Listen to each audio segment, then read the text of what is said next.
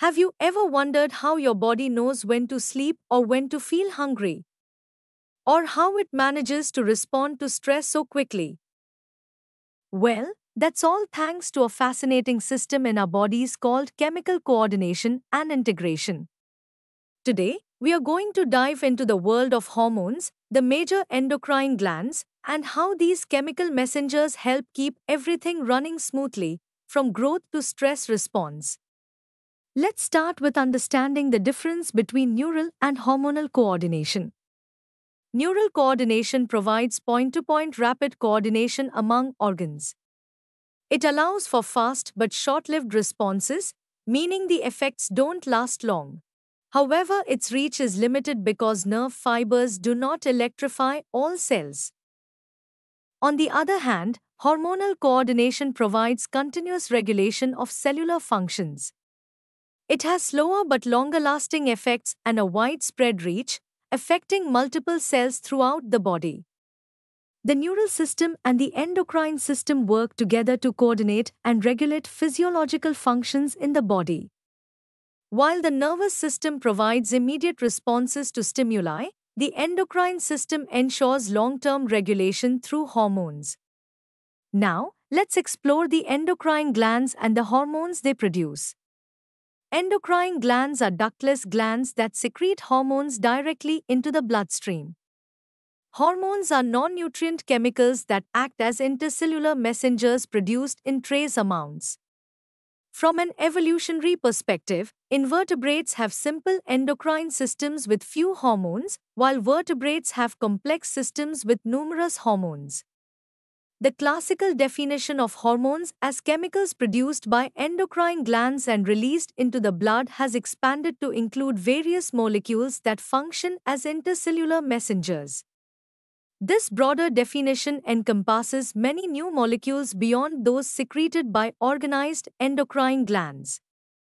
Moving on, let's look at the human endocrine system. The human endocrine system consists of organized endocrine glands and hormone-producing diffuse tissues located throughout the body.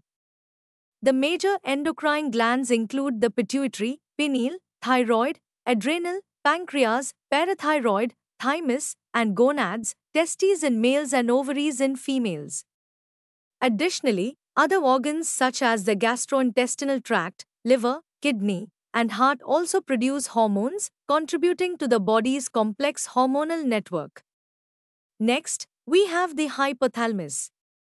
The hypothalamus is located in the basal part of the diencephalon in the forebrain and contains neurosecretory cells called nuclei. It produces releasing hormones that stimulate pituitary secretions and inhibiting hormones that inhibit pituitary secretions. Hormones reach the anterior pituitary through portal circulation, while the posterior pituitary is under direct neural regulation. The hypothalamus regulates a wide spectrum of body functions and serves as a crucial link between the nervous system and the endocrine system. For example, gonadotrophin-releasing hormone, GnRH, stimulates pituitary synthesis of gonadotrophins, while somatostatin inhibits growth hormone release. Now let's discuss the pituitary gland. Anatomically, the pituitary gland is located in the sella turcica and is attached to the hypothalamus by a stalk. It is divided into two parts, the adenohypophysis, anterior pituitary, and neurohypophysis, posterior pituitary. The anterior pituitary produces hormones such as growth hormone, GH, prolactin, PRL, TSH, ACTH, LH, FSH, and MSH, regulating growth, metabolism, reproduction, and other vital functions. The posterior pituitary stores and releases oxytocin and vasopressin, ADH, regulating uterine contractions, milk ejection, and water reabsorption in kidneys. Excess GH can cause gigantism or acromegaly, while low levels lead to pituitary dwarfism. Acromegaly is a serious condition that causes facial disfigurement and complications if left untreated. Gigantism results from oversecretion of GH during childhood. It's characterized by abnormal body growth and increased height. Pituitary dwarfism is caused by low secretion of GH and results in stunted and short stature. Next, we have the pineal gland. The pineal gland helps maintain normal rhythms of the sleep-wake cycle and body temperature. It secretes melatonin, a hormone that regulates diurnal 24-hour rhythms and influences metabolism, pigmentation, menstrual cycle, and immune defense capability. The pineal gland is located on the dorsal side of the forebrain, and its primary hormone, melatonin, is produced in response to darkness and inhibited by light, helping to synchronize our body's internal clock with the external environment.